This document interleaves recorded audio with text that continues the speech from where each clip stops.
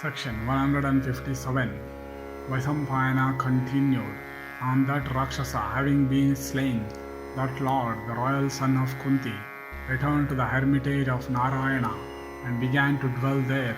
And once on a time, remembering his brother Jaya, Arjuna, Yudhishthira summoned all his brothers together with Draupadi and said these words: "We have passed these 4 years peacefully, ranging the woods.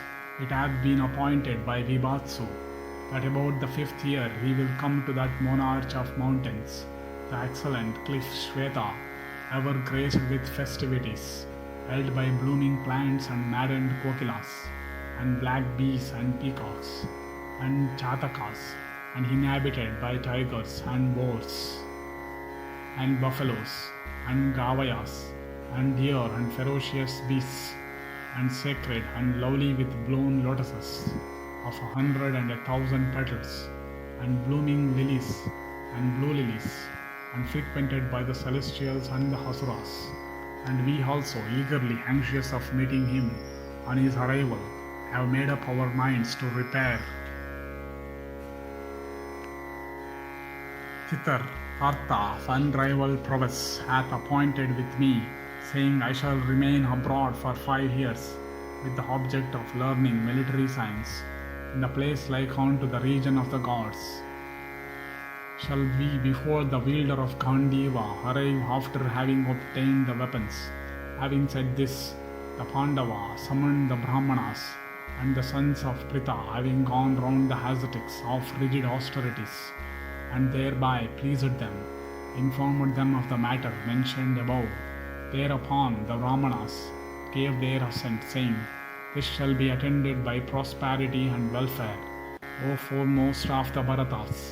These troubles shall result in happiness, O pious one, gaining the earth by the Kshatriya virtue. Thou shalt govern it." Then in obedience to these words of the ascetics, that repressor of foes Yudhishthira set out with his brothers and those Brahmanas, followed by the Rakshasa and protected by Lomasa, and that one of mighty energy and of staunch vows with his brothers. At places went on foot and at others were carried by the Rakshasas. Then King Yudhishthira, apprehending many troubles, proceeded towards the north, abounding in lions and tigers and elephants, and beholding on the way the mountain Mainaka and the base of the Gandhamadana and that rocky mass Sveta and many a crystal rivulet higher and higher up the mountain, he reached on the 17th day the sacred slopes of the Himalayas. And O king, not far from the Gandhamadana, Pandu's son beheld on the sacred slopes of the Himavan, covered with various trees and creepers, the holy hermitage of Yaksha-yuddha Parva, surrounded by blossoming trees growing near the cascades. And when those repressors of foes, the sons of Pandu, had recovered from fatigue, they went to the royal sage, the pious Yaksha-yuddha, and greeted him. And that royal sage received with affection those foremost of Bharatas, even as his own sons. And those repressors of foes passed there 7 nights, duly regarded. And when the 8th day came, taking the permission of that sage celebrated over the worlds, they prepared to start on their journey. And having one by one introduced unto Yaksha-yuddha Parva those Brahmanas who duly honored remained in his charge as friends, and having also entrusted the high-souled Yaksha-yuddha Parva with their remaining robes, the sons of Pandu, O king, left in the hermitage of Yaksha-yuddha Parva their sacrificial vessels, together with their ornaments and jewels, and wise and pious, and versed in every duty, and having a knowledge of the past as well as the future, that one gave instructions unto those best of the Bharatas, as unto his own sons. Then taking his permission, those high-souled ones set out towards the north. And as they set out, the magnanimous Yaksha-yuddha Parva followed them to a certain distance. Then having entrusted the Pandavas unto the care of the Brahmanas, and instructed and blessed them, and given instructions concerning their course, Yaksha-Parva of mighty energy retraced his steps.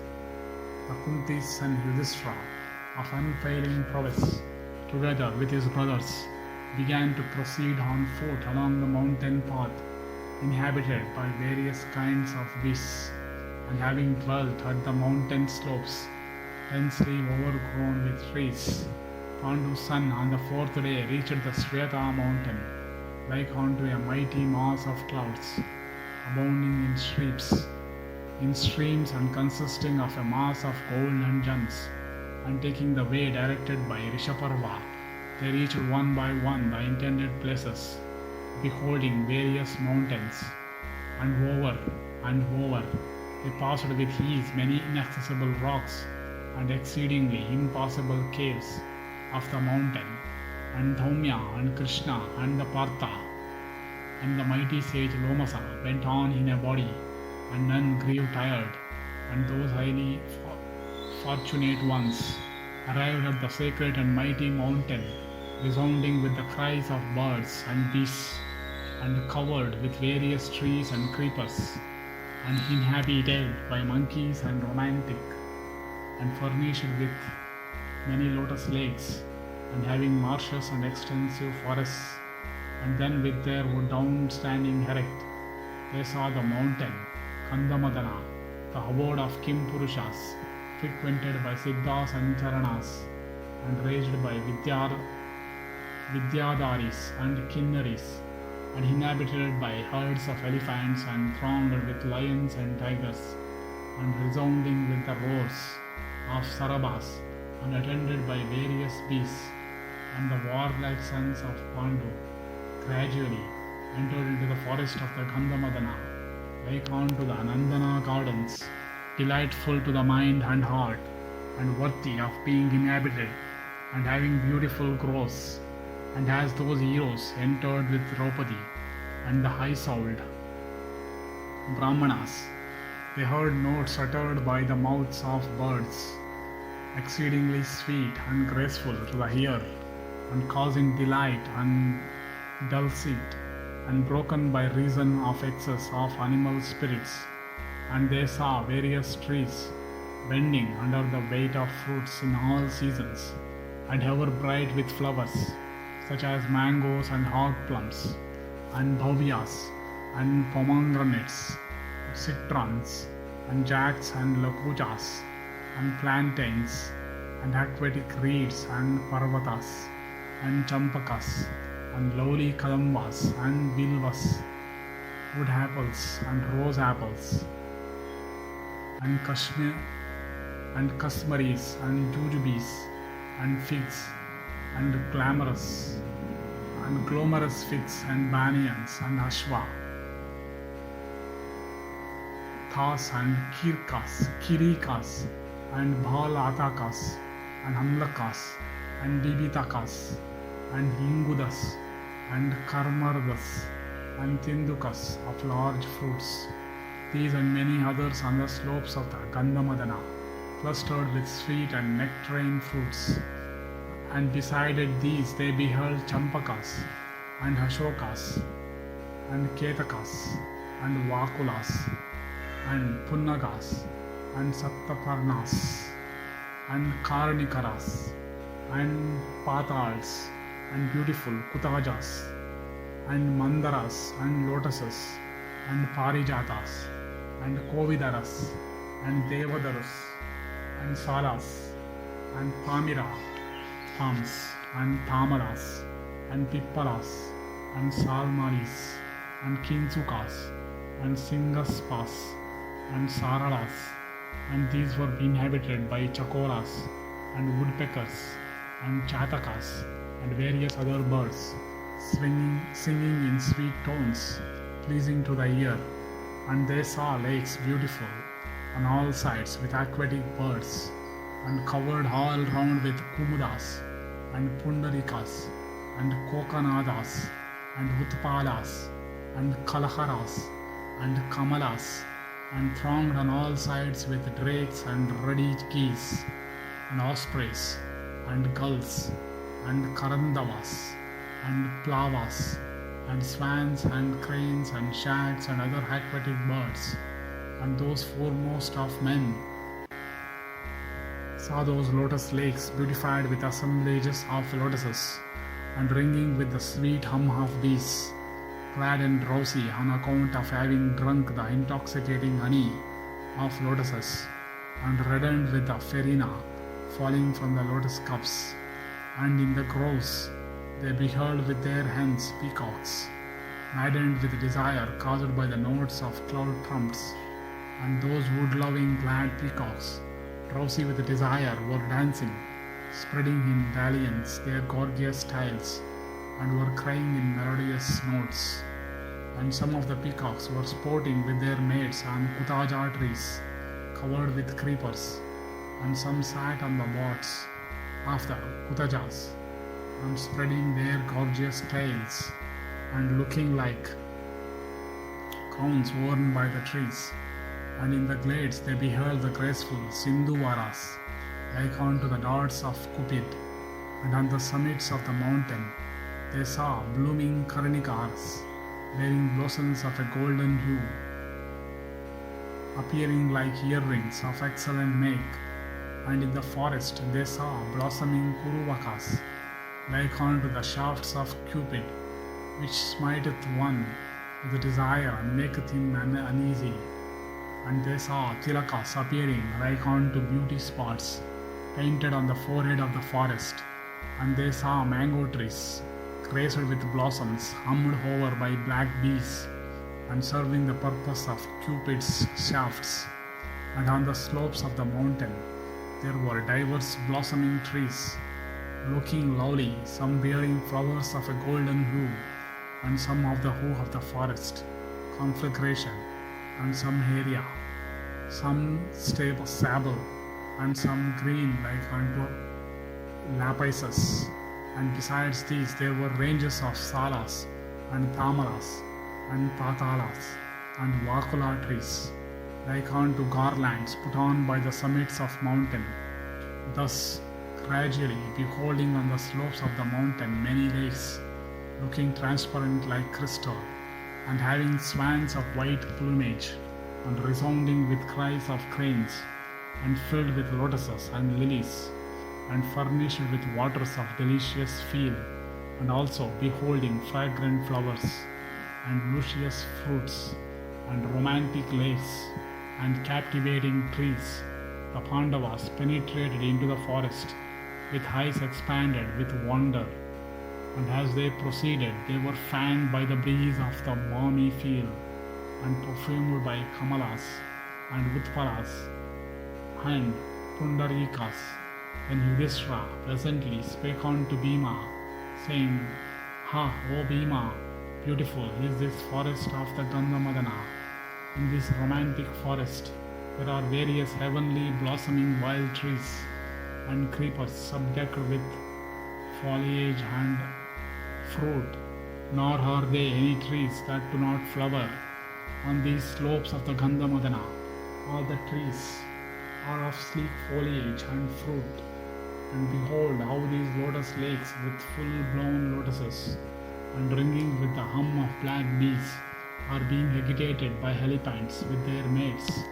Behold another lotus lake girt with lines of lotuses, like unto a second tree, in an embodied form bearing garlands.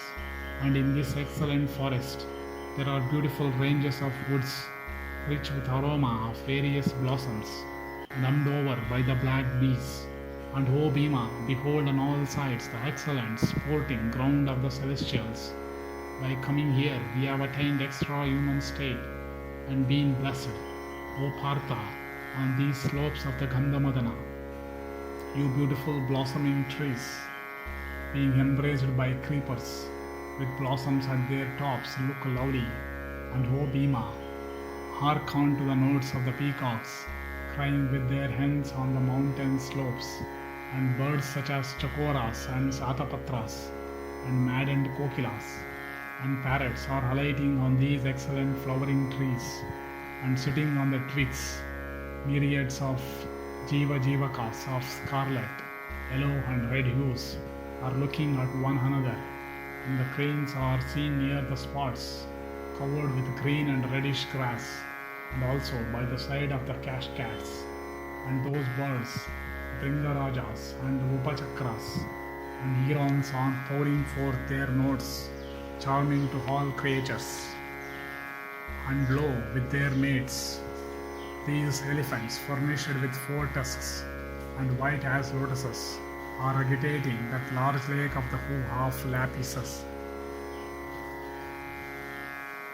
And from many cascades, torrents, high as several Palmyra palms, placed one upon another, are rushing down from the cliffs, and many argent minerals, splendid of the effulgence of the sun, and like unto autumnal clouds, are beautifying this mountain.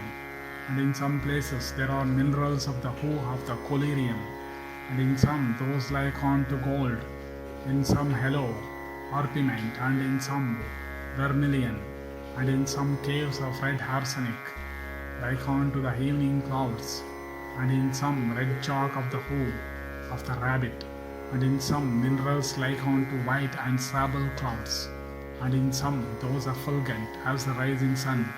These minerals of great lustre beautify the mountain, O Partha, as was said by Yaksha-yuddha, the Gandharvas and the Kimpurushas, in company with their loves, are visible on the summits of the mountain.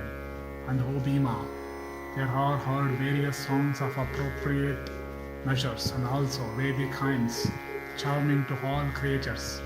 Do thou behold the sacred and graceful celestial river, Mahaganga, with swans resorted by sages and kinnaras, and who repressor of foes. See this mountain having minerals, rivulets, and beautiful woods and beasts, and snakes of diverse shapes, and 100 heads, and kinnaras, Gandharvas, and Apsaras. Vaisampayana said, having attained excellent state, those valiant and warlike repressors of foes with Draupadi and the high-souled Brahmanas were exceedingly delighted at heart, and they were not satiated by beholding that monarch of mountains. Thereafter they saw the hermitage of the royal sage, Arjuna, furnished with flowers and trees bearing fruits. Then they went to Arjuna, versed in all duties of rigid austerities, skeleton-like and having muzzles bare. Thus ended section 157 in the Yaksha-yuddha Parva of the Vana Parva.